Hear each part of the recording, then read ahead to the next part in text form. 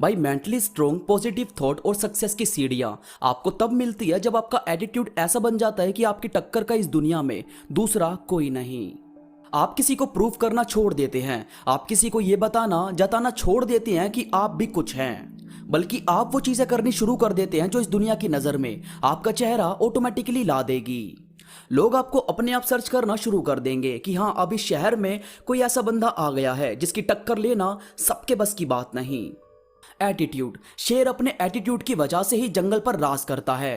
बाज अपने एटीट्यूड की वजह से ही सबसे ऊपर उड़ना जानता है, क्योंकि दोनों जानते हैं कि हम अगर एवरेज के साथ रहेंगे तो एवरेज बनकर ही रह जाएंगे।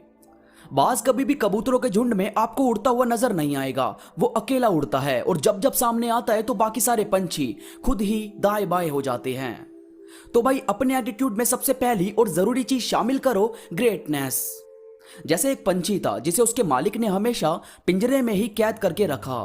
वो कहीं बाहर उड़ता नहीं था, हमेशा उसी पिंजरे में रहता, उसी में पैदा हुआ, उसी में अब बड़ा भी हो गया था और उसी में शायद मर भी जाएगा।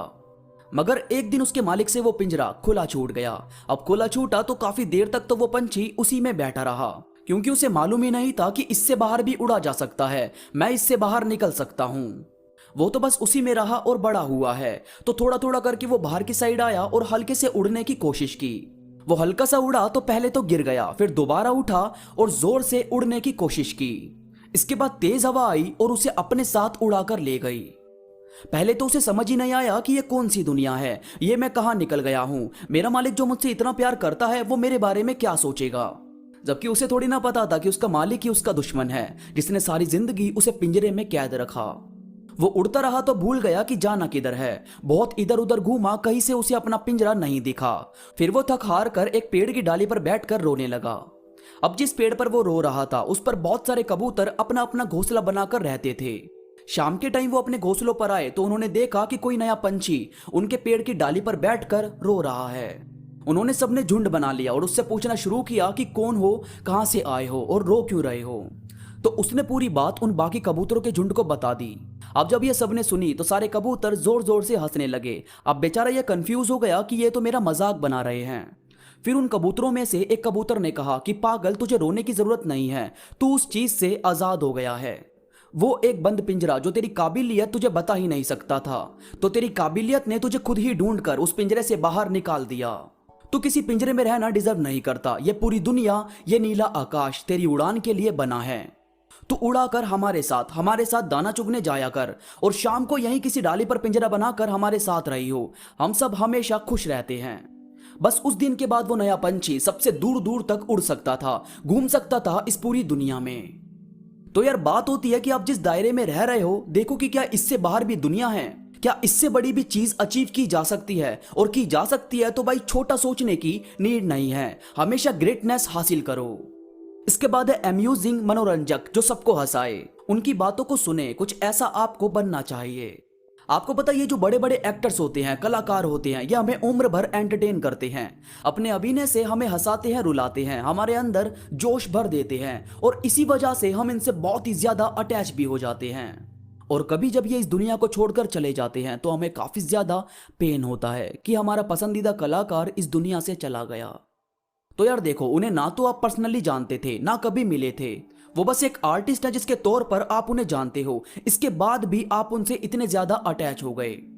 यानी कि आपका किरदार, आपकी छवि ऐसी होनी चाहिए कि अगर पर्दा गिर भी जाए तो लोग ताली बजाते ना रुकें। इसीलिए थोड़ा एंटरटेनर होना जरूरी है, इससे लोग आपको जिंदगी भर नहीं भूलते। इसके बाद है सपोर्टिव। आपके लिंक में कोई इंसान है या आप खुद भी हो। कभी ऐसा हुआ है कि आपको किसी ने अपने सपनों पर काम करने के लिए अप्रोच ना किया हो और वहीं एक इंसान हो जिसे आप पर बिलीव हो, तो वो इंसान हमें जिंदगी भर याद रहता है। तो बस आपको इस चीज से समझ आ गया होगा कि सपोर्टिव बनना कितना जरूरी है।